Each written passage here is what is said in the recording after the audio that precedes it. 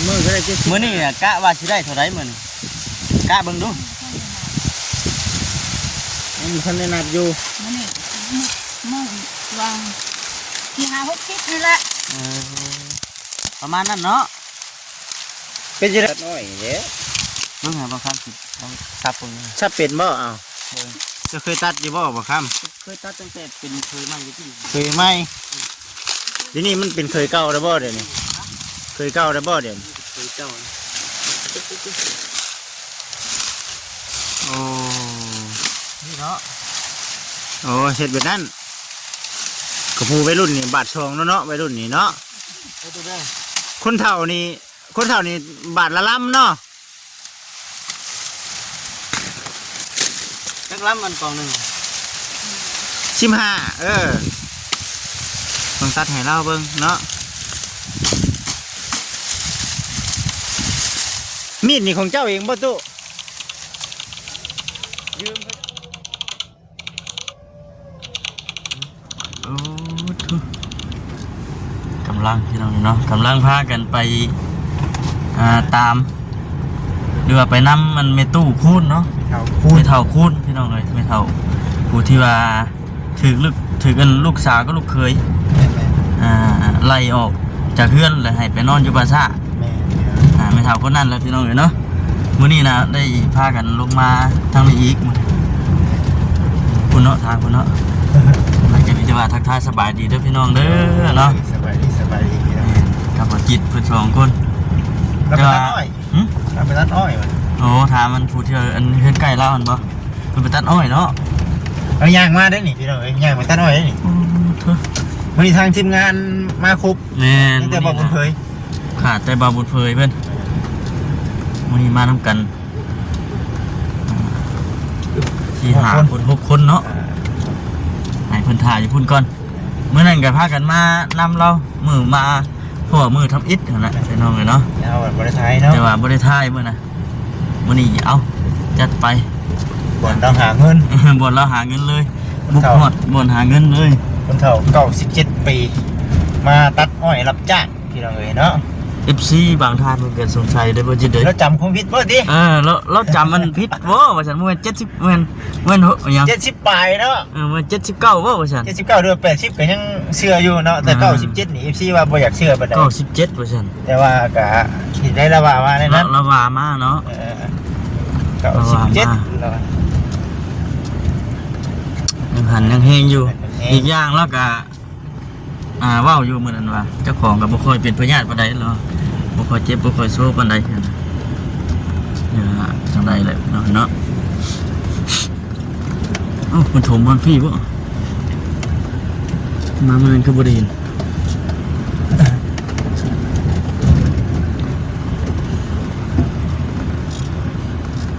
ได้บ่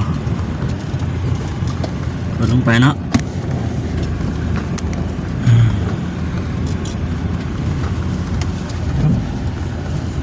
โอ้จำเป็นทางใหม่ก็เนาะ แม่นแล้วมามื้อนั้นยังบ่ได้มีเด้นี่เถอะเบิ่นได้พี่น้องเอ้ยเดี๋ยวได้เฮาฮู้จุดบ่อนเราอยู่เลยเด้เป็นว่าเฮาบ่จักจุดบ่อนเราอยู่ห่วยพวกอุกอีกเห็นว่ามาบ่พอนะพี่น้องเนาะว่ามื้อนี้ก็มีความในใจอยากถามเราอยู่มื้อนี้ก็กับทาง FC เพิ่นก็อยากฮู้นำให้ทาง FC ฮู้นำนะเรื่องดินเรื่องดอนเนาะเนี่ยพี่น้องเนาะเป็นจังไดว่าซั่นเป็นจัง ไม่ค้าพืชได้ บ่เรื่องดินเรื่องดอนเล่าแน่พี่น้องเนาะแบบว่าซื้อน้ำใบตะดินเป็นชื่อแล้วบ่หรือว่าจังไดฮะนะถามพอให้ฮู้รายละเอียดกันมีใบตะดินเป็นของตัวเองบ่หรือว่าจังไดยังบ่ทันได้มีใบขอบท้องบ่หรือว่าจังไดถามให้ FC ฮู้นำกันกระจ่างแจ้งนำกันนะพี่น้องเนาะเพราะว่าเราก็เคยเว้าเคยให้ฟังอยู่พี่น้องเนาะเวลาลูกเต่าเฮ็ดให้เฮ็ดนาข้าวน้ำก็บ่ได้คอยให้ทั้งผู้เป็นแม่ปานใด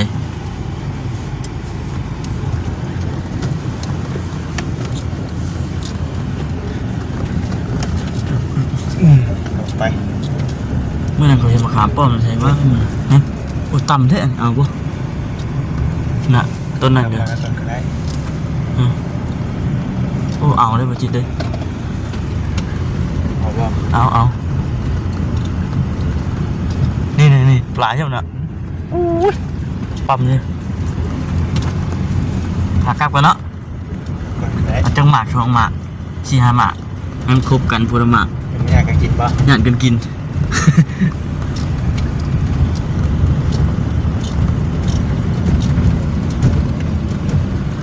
เห็นจะนั่งนี่น่ะแม่นเนี่ยนะนั่งกระโปดนะนี่ เฮ้ย โมเห็นบ่ น้ำตาน้อย เออเอาในเลยบ่ เฮ้ยอะไรบ่ เอาเมื่อนั้นเลย นั่นคือ เมื่อมันอัดหัวอีนี่เจ้าเห็นบ่ได้บ่ชิดจอดนอกนะฮะยังลายอยู่สิวิดบ่ยังลายอยู่ตรงไหนยังลายอยู่ให้เราอยู่ใส่มือนะผูกคนต้นอ้อยอยู่ข้างนั้นจอดนี่ปะอันนี้คือบนหาเงินเราพี่น้องเนาะเราหาเงิน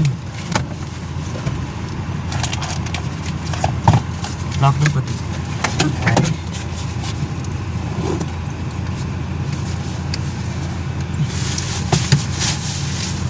เนี่ย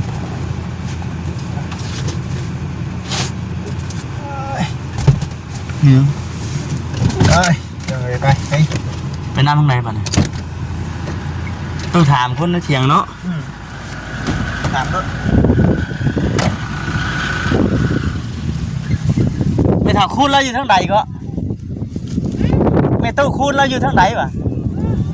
คุณบ่ว่าไปเชิงนั่นบ่จิเลยบอลคนอยู่กันบ่พูดเมย์ไปจักตัดงุยๆเนาะ ไม่เนาะ ผู้เช็ดเด้อมันนี่ เราสิเอา ผู้เช็ดห้องน้ำเด้เนาะ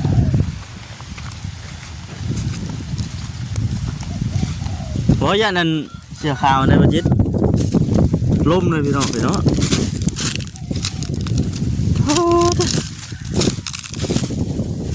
ตัดผู้เดียวงงๆน่ะบ่จ๊ะ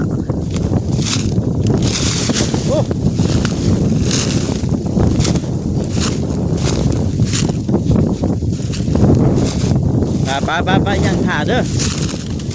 โอ้ยเจ้าตัดเลย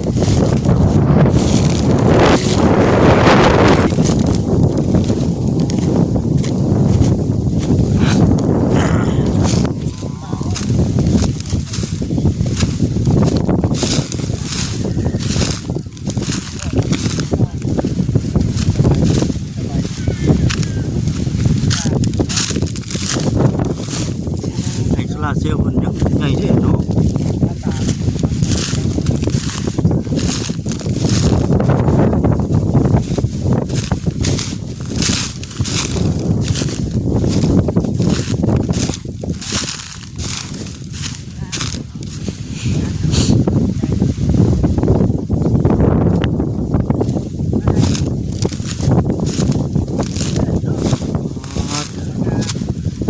ใช่เลย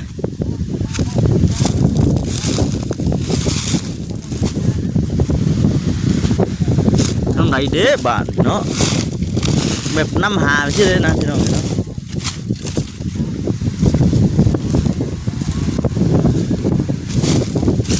ไม่เท่าคูณอยู่ทางไหน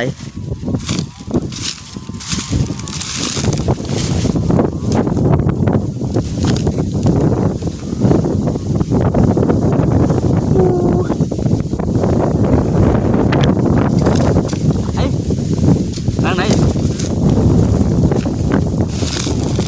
คุณบ่โมเมนต์คุณเด้อมัด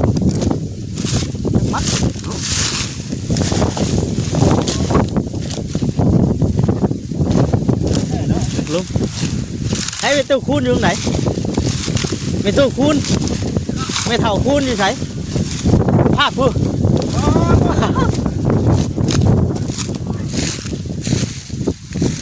ฮะ บ่โอ้ระวังเด้โอ้ก็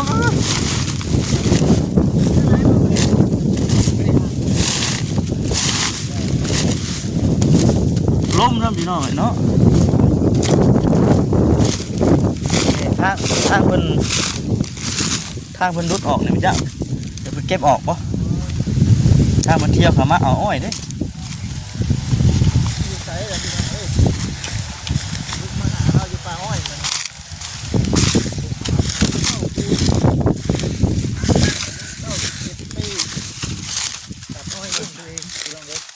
โอ้บังลมเนาะแค่นี้เนาะบ่ครับบัดนี้ มันบ่ล้มเนี่ยบัด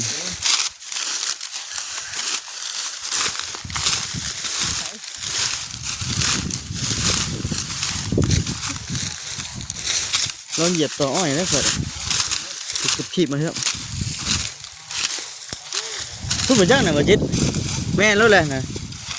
ไวกลัวหมูเนาะเราเนาะกายหมูวัดมานำเราเมื่อยอีกเลยเนาะเราจิบวายอีกบ่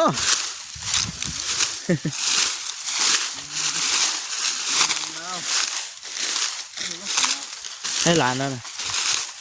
คนนี้บ่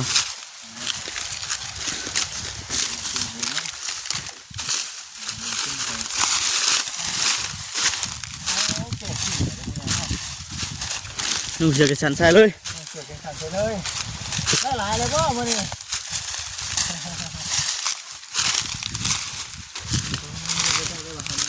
แม่นั่นแหละ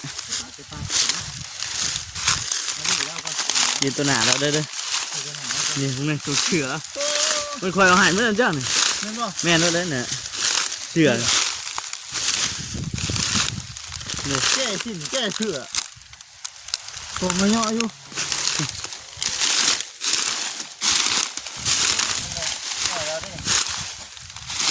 ยังสมัดเนาะ โอ้น้ำนี่เรามีเลยครับในเรื่องของเราบ่แม่นของเรา แกงน้ำมัน เสียงน้อยเด้อ ตัวแกงน้ำอ้อยเนาะ บ่แม่นของเรา ตัวแม่ ลักษณะ นี่เห็นแล้ว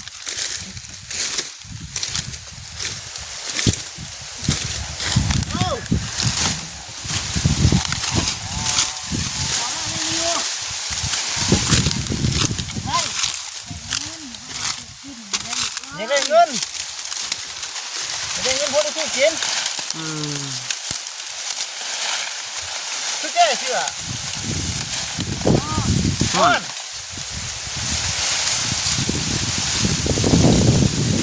เมื่อยบ่ มันลมเนาะนั่งลงปะ ก็ตัดไหน ตัดให้เบิ่งดู เบิ่งดู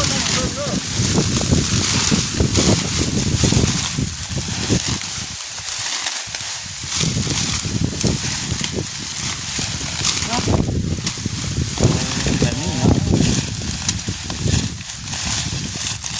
ย้อนเนาะ บัดทอง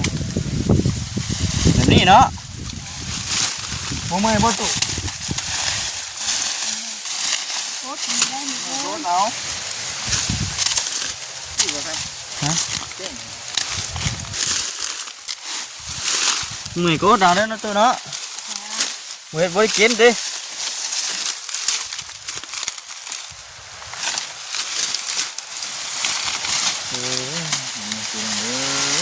เนาะ ย่างมาบ่ เมื่อยยางมากไม่ให้เนาะมาตัดน้อยอีกบ่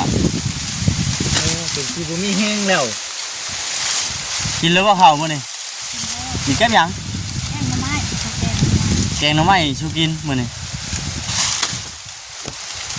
ที่บ่มีแห้งย่างมีแห้งตัดแล้วนี่ไม่เท่าไหร่มานี่ยังบ่ทันได้นับน้องเอ้ยเนาะ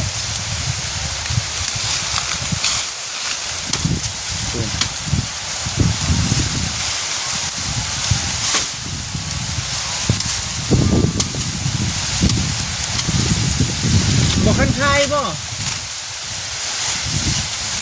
ได้ บ่คันคายปานใด โอ้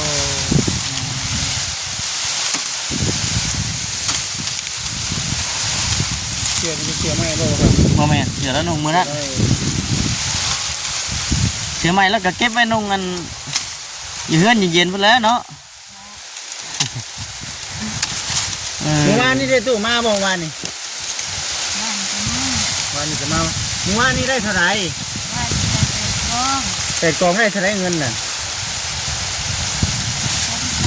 ได้แสนเก้า ทางนี้มื้อละแสนเช้าบางมื้อเนาะบางมื้อก็ได้บางมื้อก็บ่ ลุงแดงเนาะ บ้านหนึ่งได้เจ็ดสิบห้า บางมื้อก็ได้70 มื้อนี้น่ะกะว่าสิได้เท่าใดมื้อนี้กะเบิ่งดู ยังมีคนแนะนำอยู่ มันนี่มึงวางที่หาหกสิบนี่แหละ เออประมาณนั้นเนาะ เป็นจะไรลูกมาบ่น้ำได้บ่ลูกยังไม่ได้บ่น้ำลูกน่ะ อยู่ไผอยู่ลาว อยู่ไปอยู่แล้ว อืม คนเดียว เนี่ยมาเห็นแม่มาตัดอ้อยที่กระบะแม่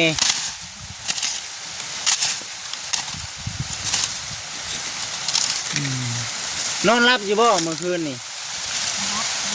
แต่ละมื้อแต่ละคืนนอนรับคักอยู่บ่ปกติอยู่ อ่ะคือเสียใจไปน้ำ คิดเสียใจไปพร้อมบ่ ใจบ่เสียใจทุกนั้นแล้วหนู มันเป็นเลยเนาะ เป็นแบบไม่ได้ไม่ได้ เกี่ยวคืนก็บ่ได้เนาะ คนเป็น เสียเลยเนาะนั่งเบิ่งเราตัดอ้อยเด้ เบิ่งหาบ่คันสิต้องซับพุ่นเลย ชับเป็นบ่เอาจะเคยตัดอยู่บ่บ่ครับ เคยตัดตั้งแต่เป็นเคยมาอยู่ที่ เคยไหมเดี๋ยวนี้มันเป็นเคยเก่าได้บ่เดี๋ยวนี้เคยเก่าได้บ่เดี๋ยวนี้ เคยเจ้าโอ้นี่เนาะ โอ้เฮ็ดแบบนั้นกระพูวัยรุ่นนี่บาทชองเนาะวัยรุ่นนี่เนาะ เอาตัวได้ คนเฒ่านี่บาทละล้ำเนาะ นักล้ำมันกองหนึ่ง 15ต้องตัดให้เราเบิ่งเนาะมีดนี่ของเจ้าเองบ่ตุยืมเขาเจ้าอีก แต่บริเวณนี้เจ้าบ่พ่อหรือที่สิบห้าเนาะ นะเบิ่งดูตุได้เท่าไหร่แล้ว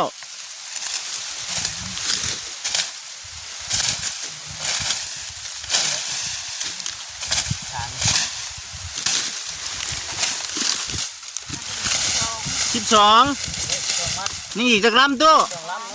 นี่อีก3นี่อีก3ลำ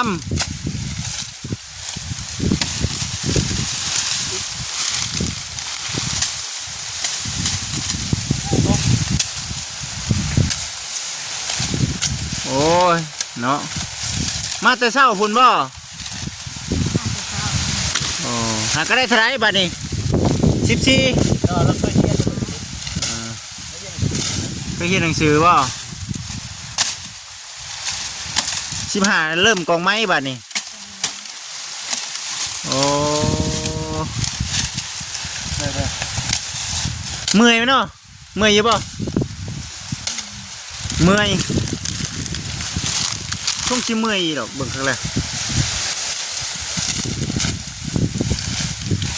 เอาลำหนึ่งแล้วป่ะเลยนี่ฮะเหลือแล้วบ่เจ้าของเป็นคนนับไหมล่ะ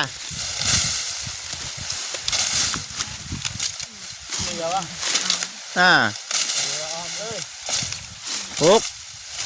8 10 12 14 15เฮ็ดได้บัดนี้มัดบ่ กองมันโจมกอง จมกองไปจมอยู่ไสป้ายไว้ไส กองชื่อกัน อ๋อไปกองอยู่ไสตู้ กองอย่างอื่น ใช่ของเจ้าสิไปกองอยู่วังใดอันนี้ของเจ้าบ่นี่ของไม่ตู้เพิ่นได้นี่พี่น้องเอ้ยเนาะบัตรมัดได้ซะบ่ได้มัดกองไว้ซื่อก องมัน เนาะ อ๋อ เดี๋ยวหาตัดไว้ทีนั้นเนาะ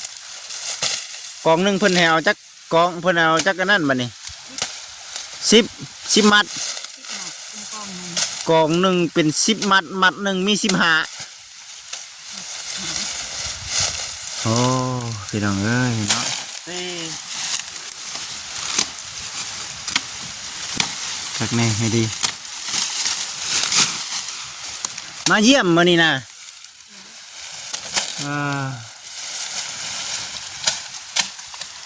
คุณทำกับคำกับตัดอ้อยเนาะโอ้ได้จากลำได้นี่6 ลำ คุยกับแม่ตู้คนขับ มาตัดอ้อยเด้อมานี่เด้อมาเบิ่งเจ้าตัดอ้อยแล้วก็มาตัดอ้อยซอยสิให้ตัดซอยอยู่บ่ ตามแล้วลูกบ่มีงานบ่ อันนี้แล้วเวียกแล้วนี่เวียกงานแล้วอันนี้นะตู้มาเบิ่งผู้เฒ่าตัดอ้อยนี่แล้วเวียกงานแล้วนี่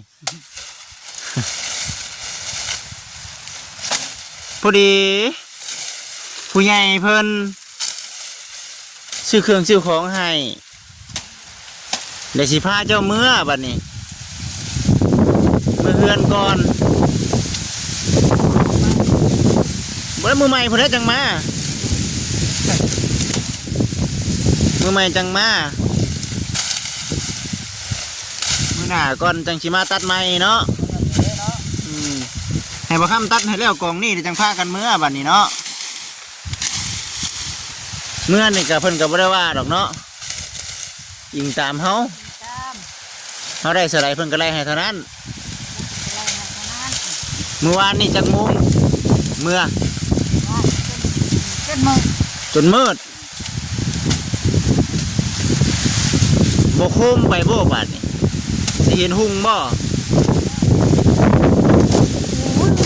คือลมแท้เนอะลมแท้ลมว่าพี่น้องเอ้ยเนาะได้แล้วบ่ครับ ตาม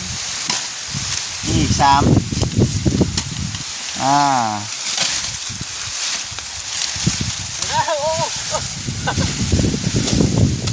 นี่อีก3 ลำพอดีเป็นมัดหนึงพี่น้องเอ้ยเนาะเพราะว่าลำหนึ่งต้องมาชั่วมือเนี่ยเนาะหรือถ้าเอาอ้อยเพิ่นเบิดพุ่นแม่นบ่ถ้าอ้อยเบิด แห้งเพิ่นบ่อยู่ดีมีแห้งแล้วก็บ่ได้มา คันบ่อยู่ดีมีแห้งแม่นบ่ได้มา ครบแล้วบัด ไปซะไปเตรียมพร้อมเมื่อก่อนได้อตู้ไปเมื่อน้ำกันนี่แล้ว ไป เฮ็ดได้อ้อยสิให้เฮาไปกองไว้ใช้ บ่มือใหม่จะมาก่อน มื้อใหม่จังมากองบ่มื้อนี้เพิ่นบ่ได้นับบ่มื้อ เดี๋ยวท่านไปก้อนถึงจะมานับ แบบนี้เนาะ ถ้าเป็นกองจังนับ ถ้าเป็น นะมาเขายันจะล่มใส่เด้ ถ้าเป็นกองแบบนี้เนาะพี่น้องเนาะเพิ่นจังสิ อันนี้คือมื้อเฮือนคุณบ่นี่โอ้ไปซะไป ปลายาง เอา นั่น เบิ่งเด้อระวังติดบ่อ้อยได้ บ่หนาวซ้อนทั้งในตู้แล้วบ่หนาว เขาคือหนาวแท้ตู้ ฮอดเด้อร้อนใช่บ่ มันแดดแล้วร้อน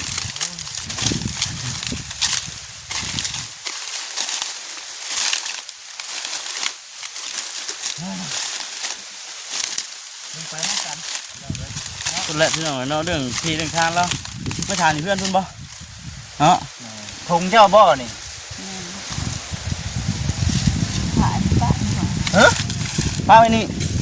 เขาเจ้าถาม เออ เขาเจ้า ข้าวนี้ บ้านนี้บ่ แกงหน่อไม้ เจ้า ไปย่าง